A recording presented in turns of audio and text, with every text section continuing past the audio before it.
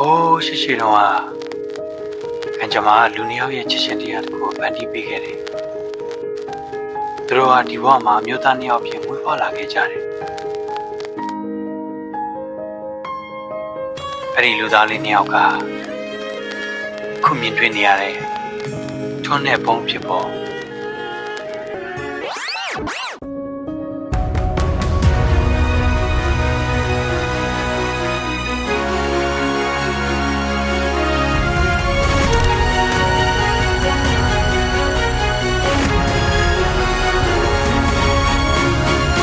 ရှေးရည်စက်တွေကြောင့်မလားဒါမှမဟုတ်နေအောင်ကြားမပြတ်နိုင်တဲ့တန်ရုံးစင်ကျိုးတွေကြောင့်မလားမသိပါနဲ့ဒီလူသားလေးနှစ်ယောက်ဟာတရက်မှသည်တလားမှသည်တစ်နှစ်မှသည်ခုဆိုရင်ဆယ်စုနှစ်တစ်ခုတိုင်ခဲ့ပါပြီချစ်ချင်းတရားရဲ့တန်ဖိုးဆိုတာအကျိုးရမောနေတဲ့အချိန်တွေမဟုတ်ပဲဘဝရဲ့မုန်တိုင်းတွေကြောင့်ပါတယောက်ရဲ့အားနည်းချက်ကိုတယောက်ကနားလည်ဖေးမှဖြစ်စီပေးနိုင်ခြင်းပါဘိုးရှိတုန်းကတည်းကစခဲ့တဲ့